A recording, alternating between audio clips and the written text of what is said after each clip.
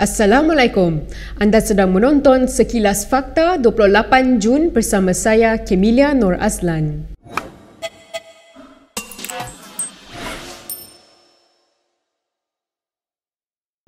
Presiden UMNO, Ahmad Zahid Hamidi, berkata dia menyerahkan kepada akar umbi untuk menilai dakwaan Tajuddin Abdul Rahman semalam. Ini selepas bekas ahli MKT itu mendakwa Zahid mengetuai gerakan pemimpin UMNO menyokong Anwar Ibrahim sebagai Perdana Menteri.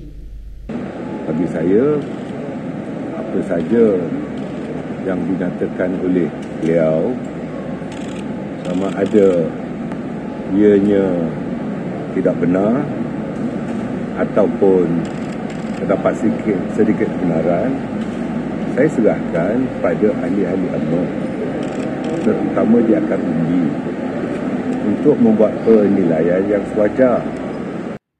Zahid turut menegaskan bahawa Tajuddin bukan lagi ahli MKT UMNO.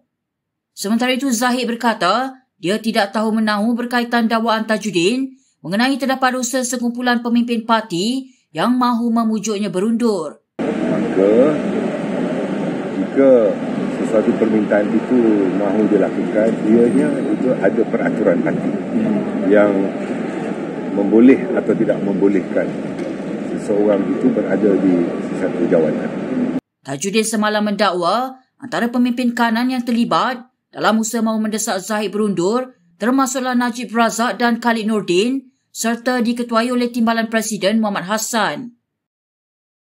Terdahulu, Muhammad Puat Zarkashi mengaitkan pendedahan Tajuddin dengan siasatan SPRM terhadap ahli Parlimen Pasir Salak itu. Ahli MKT UMNO itu turut menyifatkan sidang media Tajuddin sebagai masuk bakul angkat sendiri yang banyak memutarbelikkan fakta. Menulis di Facebooknya, Puat mendakwa ramai yang tahu bahawa Tajuddin juga menganjurkan banyak pertemuan di belakang Presiden UMNO Ahmad Zahid Hamidi di kediamannya.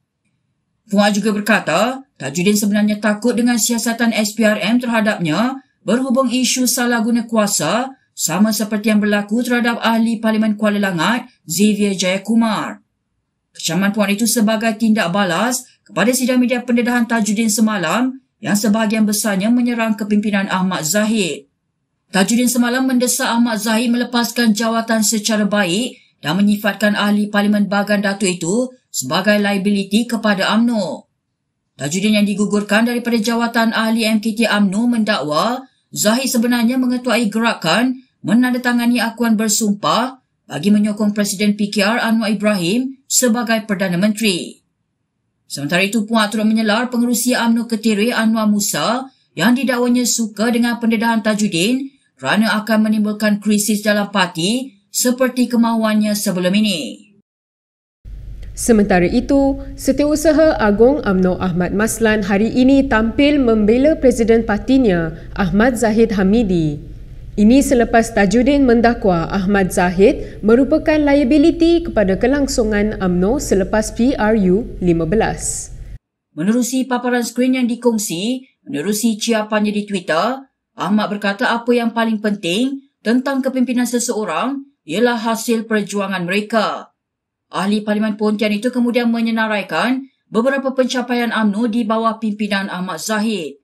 Ia termasuk kemenangan mereka pada 7 pilihan raya kecil selepas PRU ke-14 dan kemenangan besar pada pilihan raya negeri Melaka dan Johor. Turut disenaraikan adalah kejayaan menjadikan naib Presiden UMNO Ismail Sabri Yaakob sebagai Perdana Menteri serta mengesahkannya sebagai calon Perdana Menteri jika mereka terus berkuasa pada pilihan raya umum akan datang. Tajuddin semalam membidas Ahmad Zahid pada sidang medianya 3 hari selepas dia disingkirkan sebagai ahli MKT UMNO. Selain mendakwa Zahid sebagai liability kepada UMNO, dia memberi amaran bahawa UMNO akan kalah dalam pilihan raya umum akan datang jika Zahid kekal mengepalai parti itu. Berita seterusnya, pendedahan Tajuddin membuktikan Anwar Ibrahim mempunyai sokongan kukuh dan meyakinkan untuk dilantik sebagai Perdana Menteri pada 2020. Ketua Penerangan PKR Syamsul Islandar Muhammad Akin berkata ia turut mengabsahkan usaha PH untuk mengembalikan mandat rakyat yang dirampas melalui langkah Sheraton. Semalam dalam sidang medianya, Tajudin mendakwa memang wujud akuan bersumpah daripada ahli Parlimen UMNO untuk menyokong Anwar menjadi Perdana Menteri. Pada 23 September 2020, Anwar mengadakan sidang media tergempar dan mendakwa dia mempunyai jumlah sokongan kukuh dan meyakinkan untuk menjadi Perdana Menteri baru menggantikan Muhyiddin Yassin beberapa bulan selepas langkah syaratan. Anwar diperkenan menghadap agung pada 13 Oktober 2020 dan mempersembahkan dokumen yang didakwa mengandungi butiran sokongan majoriti anggota Parlimen. Usaha itu gagal apabila Datuk Pengelola Bijaya Diraja Istana Negara Ahmad Fadil Syamsuddin berkata Anwar tidak mempersembahkan senarai nama ahli Parlimen berkenaan. Mengulas lanjut, Syamsul berkata Tajudin juga membuktikan pengkhianatan dan agenda peribadi telah menggagalkan usaha PH merampas semula Putrajaya. Sementara itu, ahli Parlimen Padang Rengas, Nazri Aziz semalam mengesahkan sokongan melantik Anwar sebagai Perdana Menteri melalui akuan bersumpah ditandatangani beberapa pemimpin UMNO sebanyak 2 kali, iaitu ketika krisis pentadbiran semasa kepimpinan Mahathir dan kali kedua ketika pentadbiran Muhyiddin. Sultan Johor, Sultan Ibrahim Sultan Iskandar boleh menyalahkan sesiapa sahaja dalam isu pembatalan rayuan keputusan kes Pulau Batu Putih.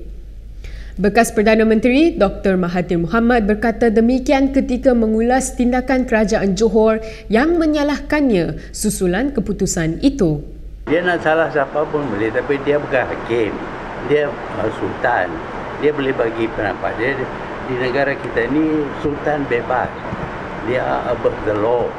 Jadi dia boleh nak kata apa pun. Saya tak boleh jawab. Sultan Ibrahim ketika merasmikan sidang Dun Johor 2 minggu lalu menzahirkan kekecewaannya dengan keputusan kerajaan PH membatalkan rayuan tuntutan Batu Putih. Terdahulu Dr. Mahathir keluar dari pejabat Jabatan Peguam Negara sebagai bantahan terhadap bekas Peguam Negara Apandi Ali selepas menghadiri panel salah laku tort berkaitan isu kedaulatan Batu Putih. Beliau berbuat demikian kerana panel itu masih diketuai Apandi yang didakwa mempunyai konflik kepentingan dalam kes itu. Dia tak patut dijadikan kursi. Dia patut jadi witness.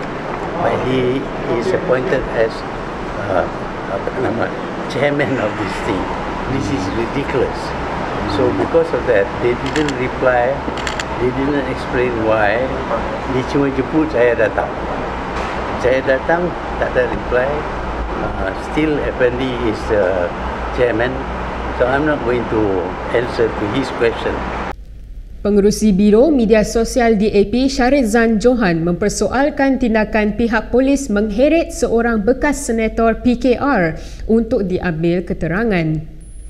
Ini selepas Siti Aisyah Sheikh Ismail memuat naik satu video di aplikasi TikTok berhubung penghapusan isu subsidi baru-baru ini. Shahrizan dalam satu kenyataan berkata, tindakan tersebut boleh dianggap sebagai tidak berkadar terhadap seseorang yang hanya membuat video TikTok mengkritik kerajaan pimpinan Perdana Menteri Ismail Sabri Yaakob. Dia juga mempersoalkan adakah kerajaan takut dengan video tersebut yang telah mendapat lebih 2.5 juta tontonan kerana boleh mengancam kedudukan mereka. Pada 23 Jun lalu, Siti Aisyah memuat naik satu video mengenai keputusan kerajaan tidak meneruskan harga kawalan siling ayam, telur ayam dan subsidi minyak masak tulen bagi pek kemasan botol mulai 1 Julai ini. Menyifatkan 1 Julai sebagai tarikh derita kepada rakyat Malaysia, Siti Aisyah turut meminta rakyat bangkit dan menolak kerajaan hari ini pada PRU akan datang.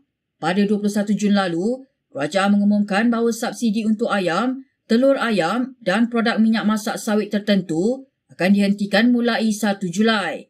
3 hari kemudian pada 24 Jun, kerajaan membatalkan keputusannya untuk menghapuskan harga siling ayam mulai 1 Julai selepas mengambil kira maklum balas orang ramai. Berikut beberapa lagi ringkasan berita untuk hari ini.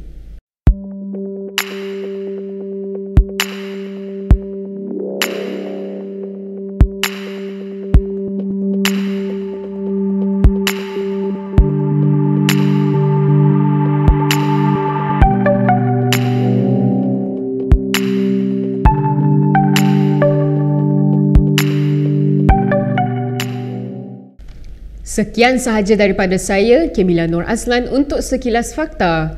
Untuk lebih banyak berita, anda boleh melayari kiritv.com.